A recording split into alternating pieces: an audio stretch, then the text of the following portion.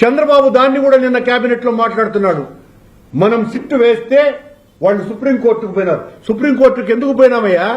నిజాలు బయటికి లాగటం కోసమనే. ఈ రోజున చంద్రబాబు గారికి, పవన్ కళ్యాణ్ గారికి, మీ మొత్తం కేబినెట్ కి, తెలుగుదేశం పార్టీకి, జనసేనకు స్పష్టీకరించదలుచుకున్నాం. 2014 నుంచి 19 వరకు ఆ సిబిఐ ఎంక్వైరీ జరిగింది.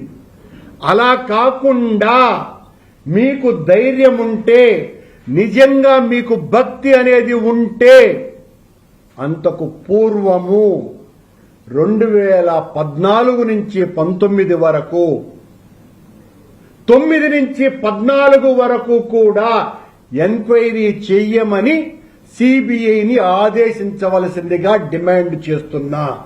ఈరోజు సిబిఐ రిపోర్టులో ఇచ్చిన నివేదికలో బోలేబాబా, మాల్గంగా, వైష్ణవి, ఏఆర్ డైరీలకు బోలేబాబా నుంచి కల్తీ నెయ్యి అందింది అని చెప్పినారు.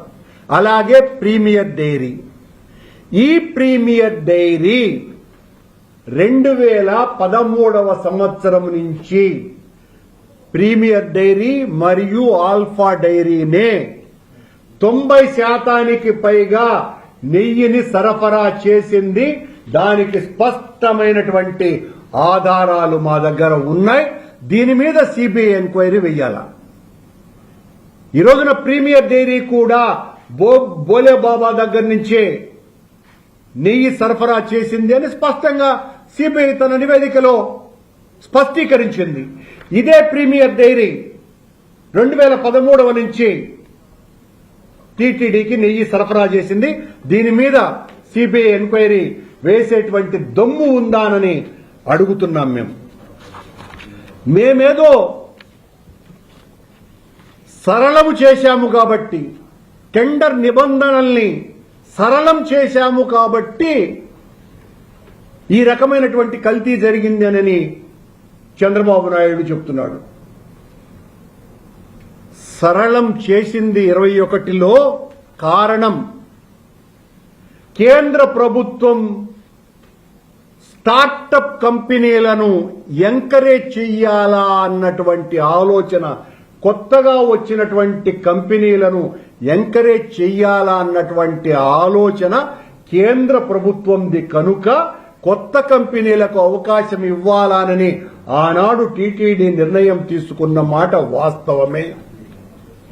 కానీ ఆనాడు, అంతకు పూర్వము, ఆ తరువాత, ఇప్పుడు కూడా చంద్రబాబు గారి ప్రభుత్వంలో కూడా బట్టర్ ప్రొక్యూర్మెంట్ కు సంబంధించి చేసుకోవచ్చును అన్నటువంటి నిబంధన, పాల ఉత్పత్తి సరిపోనంత ఉంటే బట్టర్ను కొనుక్కోవచ్చునని చాలా స్పష్టంగా ఇప్పటికీ కూడా ఆ నిబంధనలు అలాగే ఉన్నాయి.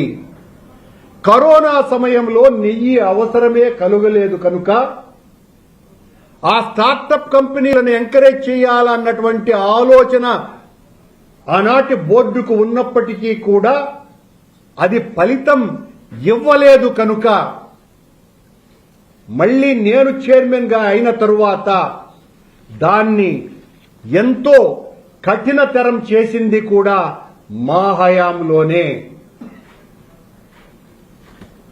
ఈ మొత్తం వ్యవహారంలో ఎక్కడా కూడా సిబిఐ తన నివేదికలో రాజకీయులకు నేరారోపణ చెయ్యనే లేదు అన్నటువంటి విషయం చాలా స్పష్టంగా కోర్టుకు ఇచ్చినటువంటి నివేదికలో తేలిపోయింది.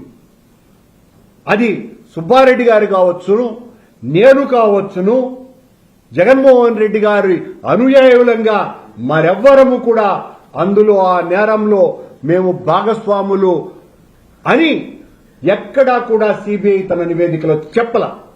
సిబిఐ చెప్పిందంతా కూడా అధికారులు, ఆ డైరీ యజమానులు లాలూచి పడటం ద్వారా ఈ నేరం జరిగింది అని మాత్రమే చెప్పారు. ఆ నేరం కూడా చంద్రబాబు చెప్పినట్టుగా, పవన్ కళ్యాణ్ చెప్పినట్టుగా పంది కొవ్వు, ఆవు కొవ్వు, చేప కొవ్వు వాడినారు అన్నటువంటి పదం ఒక్క చోట కూడా లేకపోగా అనిమల్ ఫ్యాట్ వాడలేదు అని చాలా స్పష్టంగా చెప్పినారు.